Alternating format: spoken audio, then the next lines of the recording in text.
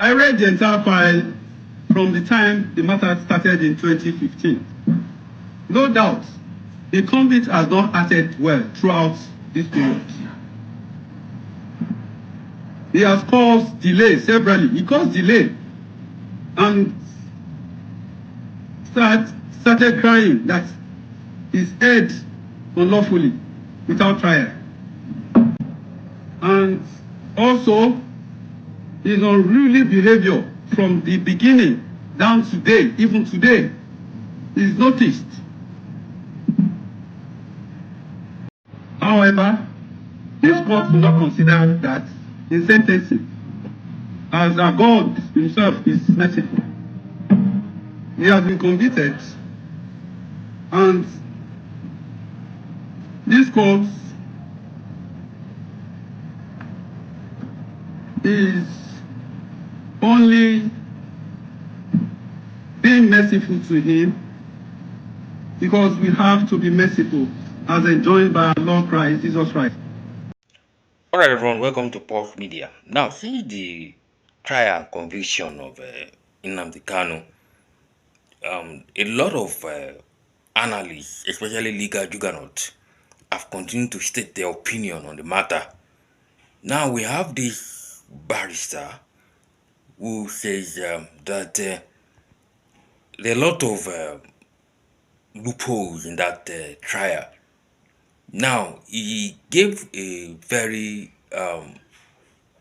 important analysis of that trial, which he feels did not follow the right processes.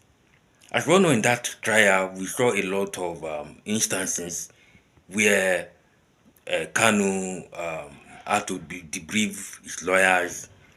Almost 4 lawyers he debriefed, including senior advocate Kanu Agabi, a revered lawyer. And then you debriefed him, and for reason best known to him, he said he wants to represent himself at the trial. And then we have this particular lawyer saying that there are loopholes and the process of law wasn't followed in that trial.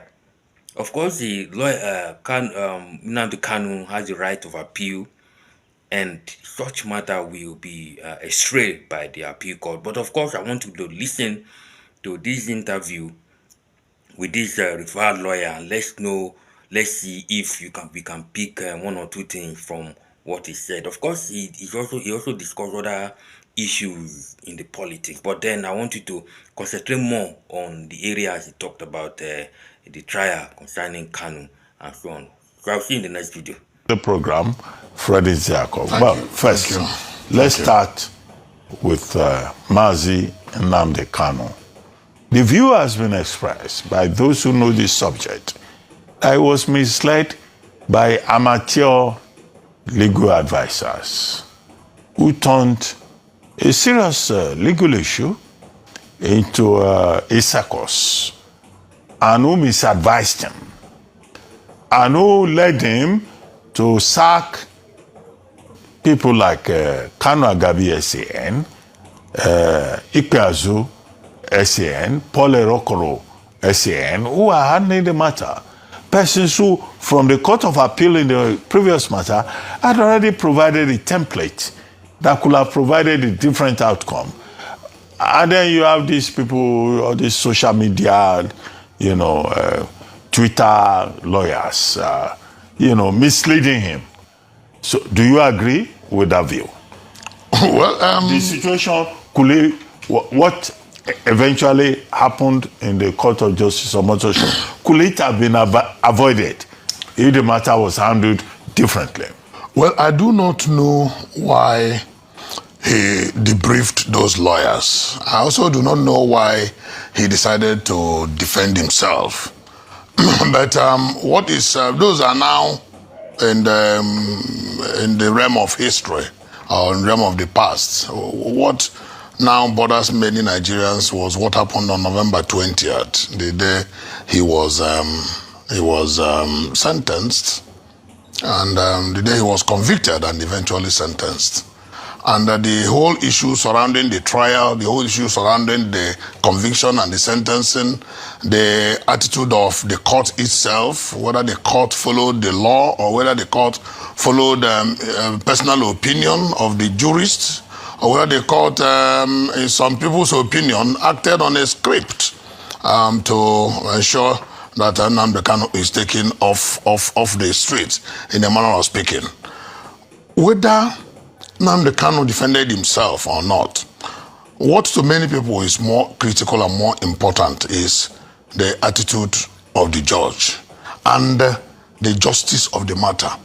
Don't forget that in criminal adjudication, one can only be convicted when there is preponderance of evidence, one. Two, and when the prosecution is able to prove the case beyond all reasonable doubt. We are not saying all iota of doubt, but at least all reasonable doubt. And that justice must not only be done, but to be seen, manifestly be seen as having been done. The generality of the public of Nigeria and even the international community do not believe that the justice was done in Nnamdi Kanu's case. Don't forget that the issue of treason is a political decision by the state, because treason is an offense against the state. It has been brought to become an offense against humanity. And that is why there is an international convention against treason. And it was to be able to bring it to the level of, to align Nigeria's act with that of the rest of the world, following the UN convention, that brought to the repeal of Nigeria's 2011-2012 terrorism Prevention Act, and reenacted in 2022 with implementation in 2023 of Terrorism Prevention and Prohibition Act. Now, the whole issue about Nnamdi Kanu's matter beggars a lot of questions and defeats a lot of logic, because a lot of people, even Nnamdi Kanu himself, had continued to say it, even rambunctiously in court, that they should show him the law with which he's being tried.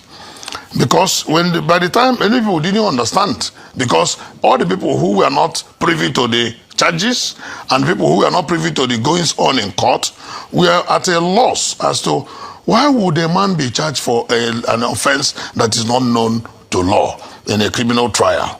Because a Nigerian statute book says that one cannot be tried for a law of an offense not codified and known to law. Yeah. And then under the principle of fair hearing, sections 35 and 36. Absolutely. And there is nothing like retrogressive action in law when it comes to criminal action. Yeah. We are not a military regime. Now, but Nnamdi Kanu was charged under the old law. Under the old law. Terrorism. He was charged under the 2020. No, not under 2022. Under the older law of 2011. 2013, yeah. Not 2022, 2013. That was repealed. The old law. The old law that was repealed in 2022.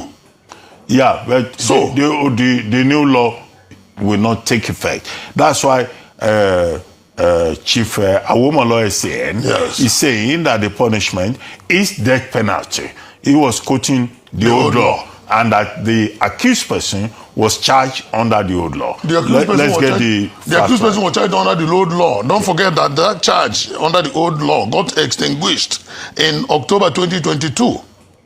When but the law, you yourself just said it, cannot have retroactive effect. We cannot have retroactive effect. Those are issues they will resolve at the level of appeal. No. There is one major issue that is even on the open. Okay. Because in the first instance, don't forget that Nnamdi Kanu had earlier been acquitted by the Federal High Court before federal government went to Court of Appeal. And every moment an accused is acquitted, discharged and acquitted, he goes home from the court. He can only go back to the prison or to wherever he was detained to collect his personal items. If he doesn't want, he can abandon them there. If he doesn't want, he can go from there to his house.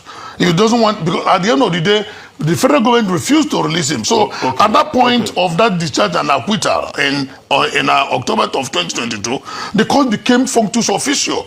So you can no longer hold on that old law. But by the time you saw the judgment from the Constitutional Lawyer Court, it was referring to the 2013 charge. So that became a very, very strong issue against that judgment and against the entire procedure. Okay. There are so many other issues which time may not allow us to explain. No, these are issues that can be worked out when the matter goes to the Court of Appeal. Aloy Ejimako has already said they will go on appeal. Yes, and that by Monday, tomorrow, they are going to file. He has a whole 90 days. We think we to do so. However, so you can do that to at notice any time. that Justice Omotosho even said, oh, he was tampering justice with mercy. He was not applying the full teeth of the law.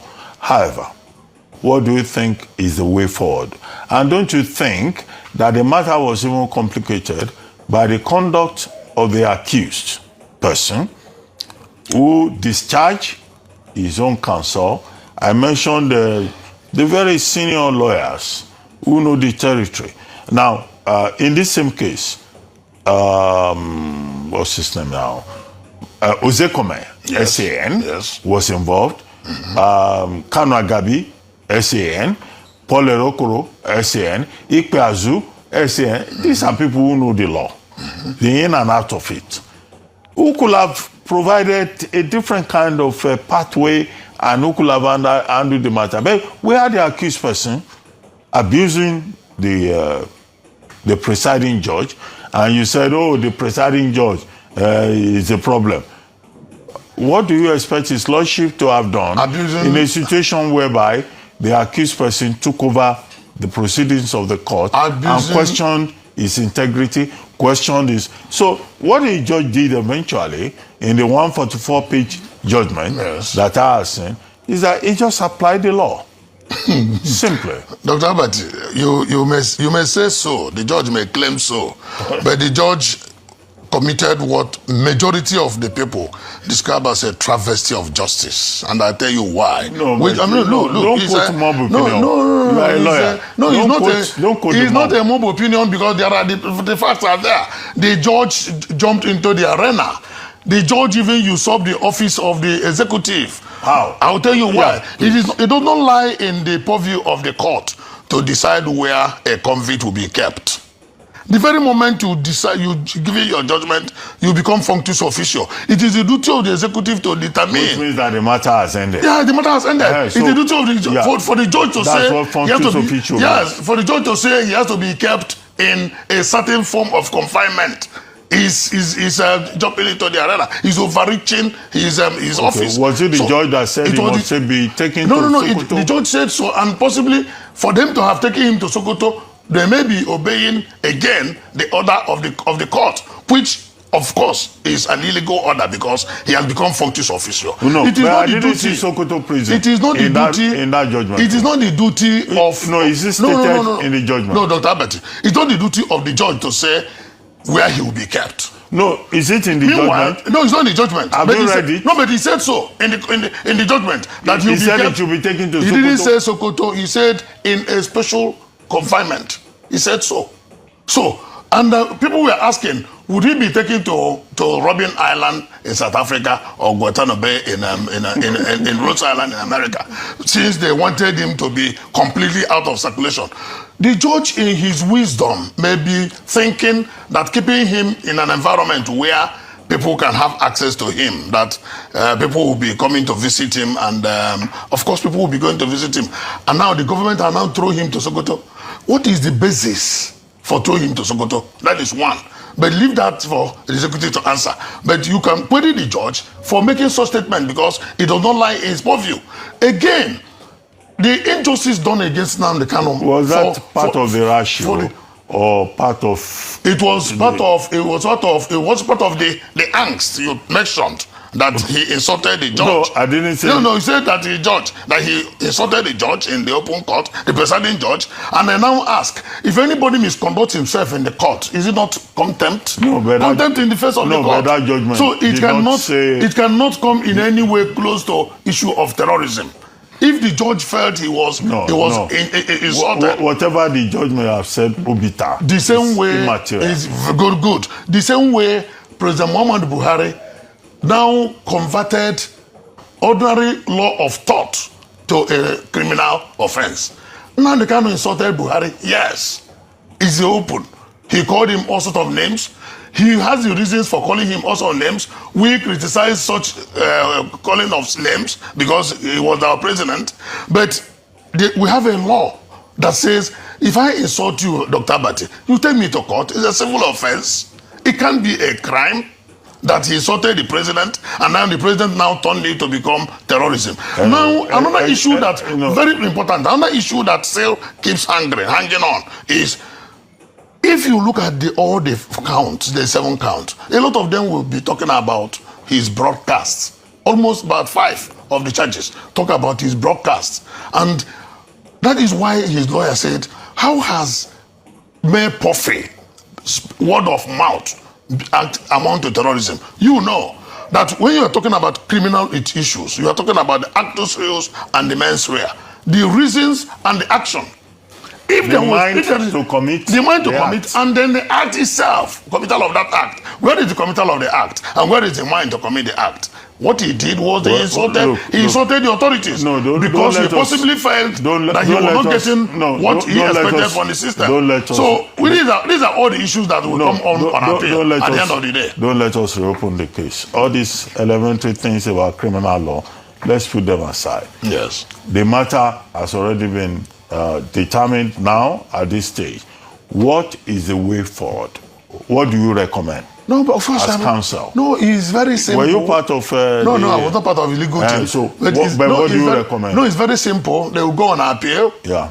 And they have to go on appeal timeously because our law by says, Monday. Our law says he has 90 days to appeal. But the legal team is up to the task, and they said they are not going to waste any time. But another thing that is important is that now that the written judgment is out, they get satisfactory copy of the judgment and they begin to prepare sift through it, bring out all the grounds of appeal, and then go ahead and file the appeal. And that's all. That is the only way forward. And the next way forward is to appeal to Ndigbo to take it easy, that this injustice cannot stand. So there's no need trying to get agitated. There's no need trying to resort to self-help. There's no need trying to injure ourselves or injure the people, all in the name of getting angry. Because the law, yes, is an ass, but the same law will be utilized to right the wrongs that have been done against Nnamdi Kanu.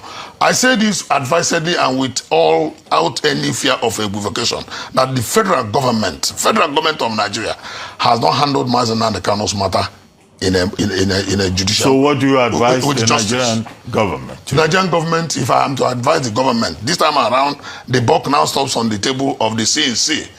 The CNC has now, when he pardoned some criminals and Nigerians raised their voices, and people said, oh, why are you not pardoning Nnamdi Kanu? The handlers of the federal government, of the Mr. President said the matter is still in court. Today, the court has discharged the matter. Now, the executive can now take over and apply the prerogative of mercy. It is completely at the discretion of Mr. President. And if I'm to advise him, I'll ask him to do so and calm frayed nerves so that we will begin to limit the challenges of insecurity we have in Nigeria. It is mounting all around the country. Let us not add to the problems. It's like pouring fuel into a raging fire. Okay. Let's see whether the law is truly an ass, as I think it was Charles Dickens who wrote about the law being an ass in the mouth of Mr. Bumblebee in one of his writings. Yes. Well, let's talk. The Lady Justicia is the blind lady of justice. Yes. Within a sword. Within a sword. With a scale of balance. But and Nigerians are saying... eyes closed. Yes. No, the one in Nigeria. The Nigerians are saying that Lady Justicia is now open eyes. Is a squinty Lady Justicia in Nigeria. With one eye squinting. One eye closed, one eye... Are you criticizing my notes? You are criticizing the bench. I am criticizing the Lady Justicia, not the bench. Which Lady Justicia? The Lady Justicia. No. Nigerian Lady Justicia has squinty eyes. One is closed, one is open.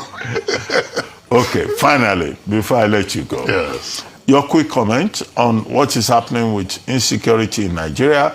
We have a delegation in the United States at the moment, meeting with the Americans and with President Trump insisting that he will still come gun a-blazing to Nigeria because Nigerian leaders are not doing what they should do. And that even if they are trying, they are not doing enough. Dr. Abati, you say it in law, res ipsa loquitur, that the action speaks for itself. It is visible that even the blind can see that the government is not doing enough. So Nigerian government is majoring in the minor. Instead of tackling those insecurity situations, they are spending energy, time, and resources going to placate America that have seen it, said it, and ready to come to our rescue.